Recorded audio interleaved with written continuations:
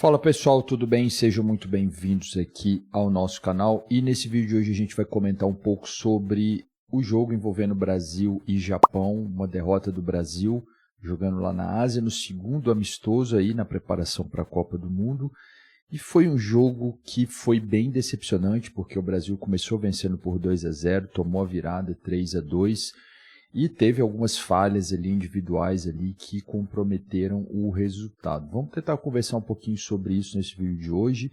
Antes disso, se você gosta desse tipo de conteúdo, se inscreva aqui no nosso canal, deixe seu like, isso ajuda bastante aqui no nosso trabalho. Pois bem, eu havia falado no outro vídeo que eu comentei sobre a seleção brasileira que, infelizmente, né, a Coreia muitas vezes nos iludia muito, né? Então, o Brasil venceu lá a Coreia muito bem, né? Goleou por 5-0, um jogo onde deu tudo certo, e aí foi enfrentar o segundo adversário lá asiático, né, nessa campanha aí de preparação para os jogos, né, da Copa do Mundo, e a gente sabia que o Japão era um adversário teoricamente mais difícil e se mostrou dentro de campo ali um adversário que, de fato, né, isso confirmou ali esse adversário difícil. É bom lembrar também algumas coisas ali, a gente pensar ali no Brasil entrou com uma escalação diferente, né, foi talvez com um time ali mais... não foi um time totalmente reserva, mas foi um time misto ali, um time muito mais reserva do que o time titular. Talvez aquele time que enfrentou lá a Coreia seja o time principal, o time que vai ser colocado ali na Copa do Mundo para enfrentar os outros adversários. Mas o fato que a seleção brasileira mostrou aí nesse jogo foi que tem dificuldade quando se muda ali muitos jogadores, né? Então, essas mudanças não foram tão positivas, né? Não se esperava que a seleção comportasse tão mal quando mudasse ali alguns jogadores principais ali, né? Principalmente, acho que os jogadores de defesa foram ali os que foram mais criticados, né? E principalmente no fato de uma seleção como a seleção brasileira, né? Uma seleção de jogadores já estão acostumados a disputar grandes jogos, sair perdendo por 2-0 e depois ali você tomar a virada da forma como aconteceu. Bom, eu quero começar falando aqui sobre a escalação, que foi uma escalação um pouco diferente, né? No último jogo o Ancelotti usou lá aquela escalação de 4 centroavantes, né? E dessa vez aqui ele jogou de forma diferente. Eu vou colocar aqui na tela para a gente conversar um pouquinho sobre essa escalação. Acho que tem outras coisas também que eu queria falar sobre esse jogo. Bom, tem o Hugo Souza aí no gol, que foi, né, que era teoricamente o terceiro goleiro, né? Então não repetiu o Bento, que atuou no último jogo. Daí o PH, Paulo Henrique, Bruno, Fabrício Bruno, né, o Beraldo, e o Carlos Augusto, se eu não me engano é César Augusto ou Carlos Augusto, né? Aí eu já destaco o seguinte, né? Esse PH, né, o Paulo Henrique, é um lateral que está jogando lá no Vasco, tem ido muito bem no Vasco, e é muito engraçado isso, né? Esse cara jogava pelo Atlético Mineiro, ninguém falava desse cara, né? E de repente ele tá lá no Vasco da Gama e já passou a estar ali nos holofotes nacionalmente, assim, falando, né? Fez uma partida muito boa, acho que é um lateral bom, mas são duas posições bem complexas aí no Brasil, muito tempo que a gente não tem bons jogadores, tanto na lateral esquerda como na lateral direita, né? Essa posição são posições ali terríveis ali. E se tem muita dificuldade no Brasil, às vezes, de jogar com 3 zagueiros, né? Isso não se adapta muito à seleção brasileira, né? A escola de futebol do Brasil, a tradição ali de jogar no 4-4-2. Mas zagueiros, você tem zagueiros que são até bons zagueiros, né? Muito bons zagueiros, mas tem dificuldade ainda nessas posições, aí, principalmente lateral direita e esquerda. Bom, aí no meio campo ele colocou lá o Bruno Guimarães, o Casemiro, o Lucas Paquetá, e no ataque ele jogou com 3 centroavantes, o Martinelli, o Vinícius Júnior e o Luiz Henrique. Aí no segundo tempo fez algumas mudanças, né? Colocou lá o Richarlison, colocou também o Rodrigo, que não entraram assim muito bem. E aí mostra assim como que teve dificuldades a seleção brasileira, né? Não teve esse mesmo afinco, né? Eu queria pegar aqui também algumas informações e alguns dados comparando esse jogo do que o Brasil fez com o Japão com o jogo que fez com a Coreia. Então, primeiramente aqui, eu peguei aqui, selecionei algumas coisas em relação à defesa, né? Então, a gente pensar aqui na recuperação de bola. Contra o Japão foi 41 bolas, né? Contra a Coreia 42. As ações com a bola na área adversária, né? Então, contra o Japão 25, contra a Coreia 21. Os cortes, né, relacionados ali à defesa, né, do Brasil contra o Japão foram 23 e contra a Coreia 14. Então, mostrando aí que o Brasil trabalhou um pouco mais a defesa, principalmente no jogo contra o Japão.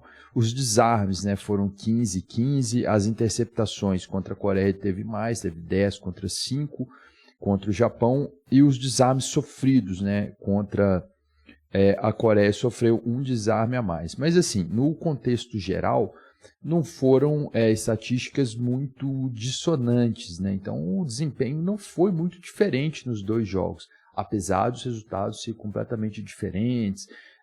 Vamos dizer, a entrega dentro de campo, talvez isso ficou ali diferente. Mas enfim, eu queria continuar aqui falando aqui do desempenho agora no ataque, né? Então a gente pensar ali as ações com a bola na área adversária, contra o Japão foram 25 e contra a Coreia apenas 21. As finalizações, né, foram 14 contra a Coreia e 9 contra o Japão. Finalizações dentro da área foram 10 contra a Coreia, 6 contra o Japão. Finalizações no gol, 7 contra a Coreia, 4 contra o Japão. As finalizações de fora da área foram 4 contra a Coreia, 3 contra o Japão. E as grandes chances foram 4 contra a Coreia e 2 contra o Japão, né? Escanteios também foram 3 contra a Coreia e 2 contra o Japão. Então aí já está mostrando que, em relação ao ataque, né, teve um desempenho melhor no último jogo contra a Coreia, né? Isso ficou aí bem claro. Bom, aí os desarmes, né? A gente pegar aí os jogadores brasileiros que mais desarmaram. Então aí eu separei aqui o top 10 aqui. A gente teve o Casimiro com 5 desarmes, o Vini Júnior com 3, Lucas Paquetá com 2, aí o PH, Matheus Cunha, Luiz Henrique, Joelton, Bruno Guimarães, tudo com 1 desarme. Essa informação acho que mostra ali a importância do Casimiro dentro do jogo, né? Foi um cara que foi ali muito importante, desarmou bastante e tem sido assim, né? Tem sido o cara de confiança ali do técnico Ancelotti.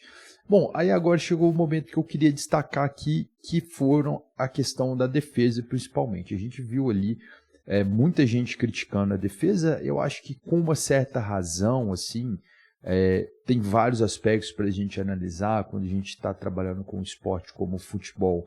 Você tem ali perspectivas que são diferentes dos outros esportes, às vezes ali a estatística e o volume de jogo mostram algo, mas o placar, o resultado final é outro, né?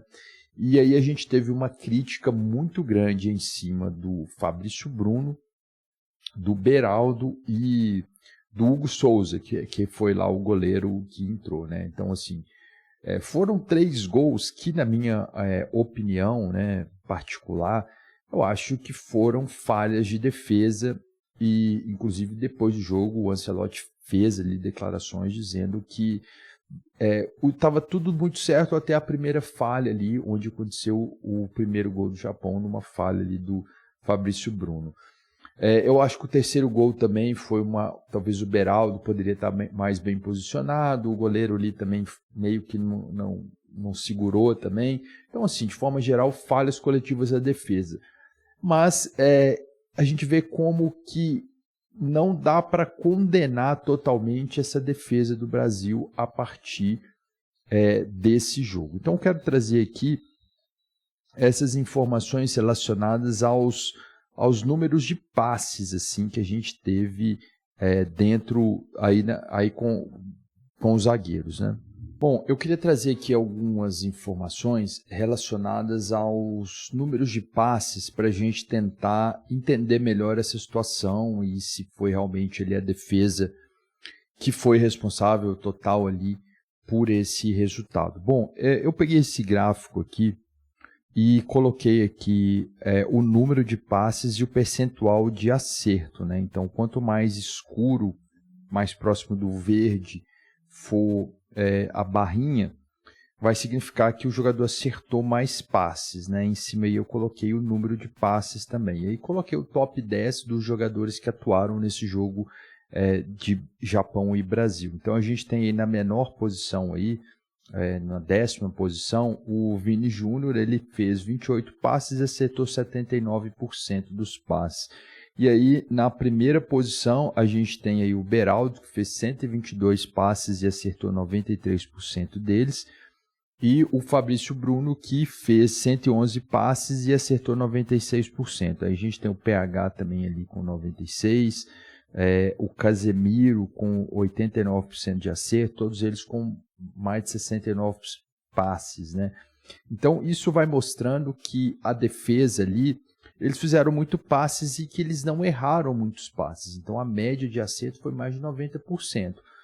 Entre aspas, comprometeu pouco, só que foram em lances decisivos, né? Então, o lance ali que o Fabrício Bruno errou foi um lance decisivo e foi ali talvez um dos únicos passes que ele errou durante o jogo. Queria trazer também essa informação aqui, esse gráfico, né, da distribuição dos passes entre os jogadores brasileiros. Aí pegando não só o top 10, mas todos os jogadores que atuaram, né, nesse jogo. E aí a gente teve uma média, né? Essa barrinha amarela vai significar aí a média. Em média, os jogadores fizeram 44 passes, né, durante a partida.